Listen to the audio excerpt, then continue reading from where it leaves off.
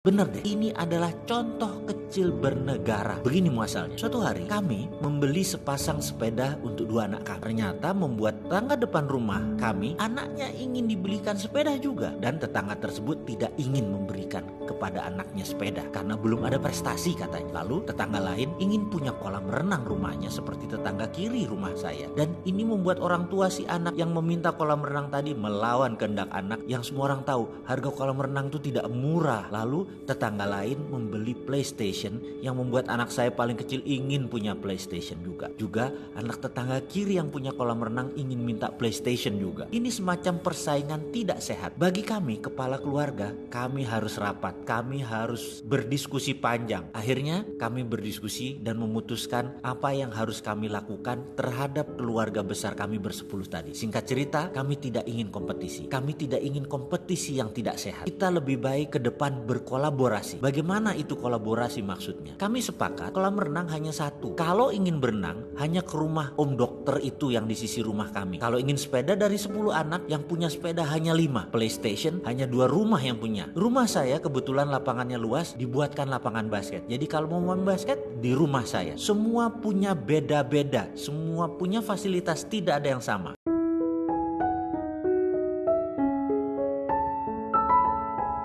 Ada kerinduan saya akan suasana yang lama sudah belum pernah saya temukan lagi, yaitu suasana apa itu? Begini, saya mau membayangkan sahabat semua, dan ini adalah sebuah kisah perjalanan hidup impian saya. Saya pernah tinggal di sebuah perumahan, bagi saya sangat ideal. Bukan karena lokasinya, bukan karena fasilitas rumahnya, bukan karena besar dan bagusnya rumah di perumahan tersebut, tapi kami tinggal di jalan kuldesak atau jalan yang ujungnya berputar ngantong. Dan ini sebenarnya bagian dari rumah perumahan yang biasa saja. Lokasi kami juga paling ujung. Tidak menarik sebenarnya. Yang dimaksud dengan kami adalah 10 keluarga di sana, di mana kebetulan usia kami berdekatan satu sama lain. Juga anak-anak kami usianya seumuran semua. Mengapa kami sebut tinggal di sana adalah impian? Karena kami satu visi, satu mindset tinggal bersama. Ini semua adalah kisah nyata 15 tahun yang lalu, di mana kami di sana tinggal bersama, namun satu persatu pindah karena pekerjaan atau karena alasan bisnis yang lainnya. Semua sekarang sudah pindah dan tidak di sana lagi. Namun kalau kami bertemu, kalau kami reunian, kami masih mengangeni tempat ideal tersebut. Sekali lagi, kita sepakat bahwa rumah ini adalah benda mati. Setuju ya? Lokasi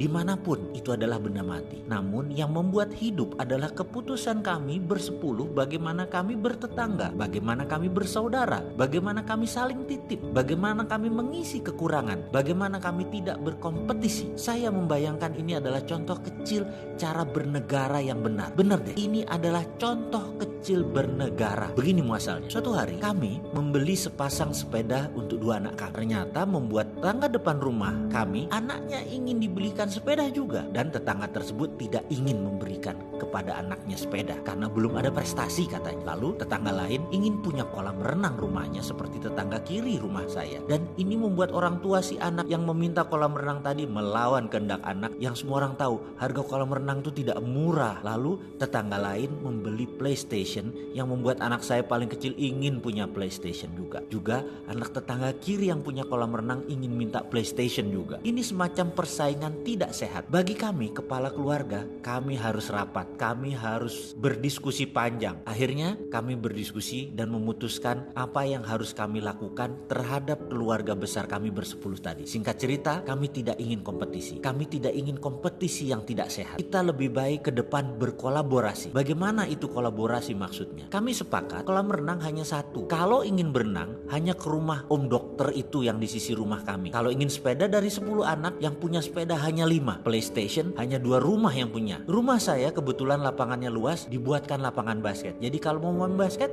di rumah saya. Semua punya beda-beda. Semua punya fasilitas, tidak ada yang sama. Kami sepakat kalau mau berenang, hanya ke satu rumah. Ingin basket, ke rumah yang lain. Ingin bersepeda, harus berbagi dengan PlayStation. Jadi si anak A ingin main sepeda, dia tawarkan PlayStation-nya. Intinya kita tidak saling punya yang sama, tetapi punya yang beda-beda. Berbeda, kalau mau membeli anak-anak mainan atau fasilitas, pastikan bisa bermanfaat untuk semua anak tetangga agar tidak saling iri dan saling kompetisi. Buang-buang uang pamer. Apa yang terjadi setelah rapat itu? Ternyata anak-anak kami menjadi anak yang pandai negosiasi, pandai berbagi, pandai saling mengerti. Rumah menjadi tidak pernah kosong atau sepi. Selalu ada aja yang datang, selalu ada aja yang baru. Setiap hari ada aja cerita dan ada pelajaran. Itu yang kami rindukan. Kolaborasi tadi ternyata menimbulkan kebahagiaan. Ini sebenarnya contoh bernegara kecil, yaitu bertetangga dengan sehat. Bayangkan negara ASEAN kalau seperti ini, ada yang mepet ke Cina, ada yang mepet ke Amerika, ada yang mepet ke Jepang, ada yang mepet ke Korea, ada yang dekat dengan Rusia, lalu saling oper kelebihan dan saling tutup kekurangan. Tahu-tahu negara ASEAN itu tumbuh kuat dan menjadi negara produsen baru, bahkan punya currency atau mata uang baru seperti euro. Jadi daripada ngimpi membangun ASEAN yang kuat, kompak, saling berkolaborasi, saya mulai dari bertetangga dulu deh. Ada nggak yang mau jadi tetangga saya dan kolaborasi akan fasilitas yang tidak sama satu yang lain tetapi saling membutuhkan.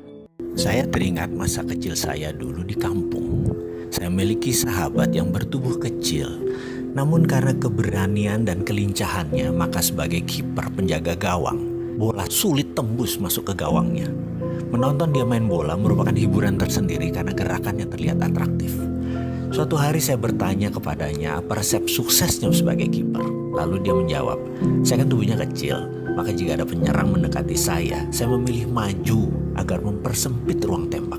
Kalau saya diam aja di bawah mister gawang, maka kemungkinan saya menutupi gawang hanya 10%. Sementara kalau saya maju menghadang ke depan, ruang tembaknya menjadi kecil, maka saya bisa menutupi 100% luas gawang. 30 tahun berlalu, sekarang dia menjadi pengusaha yang sangat sukses. Kemarin saya berkesempatan mengunjungi kantornya yang berjarak hanya 1 kilometer dari kantor saya. Ceritanya kita bernostalgia nih berdua. Biasa, saya sebagai seorang yang gak terlalu pinter dan selalu ingin tahu dan ingin belajar, saya pun bertanya kepadanya, apa sih resepnya sukses seperti sekarang? Dia menatap mata saya lalu berkata, ingat gak dulu saya jadi kiper? Ya, saya jawab, saya praktekkan di dunia nyata. Kalau saya tidak maju ke depan di setiap kesempatan, hilang peluang itu. Karena saya kan bukan siapa-siapa, saya ini wong dusun. Maka saya harus maju ke depan, dan hal itu membuat siapapun di depan saya hanya melihat saya dan tidak ada peluang lain, sehingga bola tersebut menuju ke saya. Sungguh kalimat itu membuat otak saya berpikir dan mengiyakan sebuah teori sukses yang sederhana ini. Jadi sahabat, kapan Anda maju ke depan mempersempit ruang tembak dan fokus peluangnya semua datang ke Anda?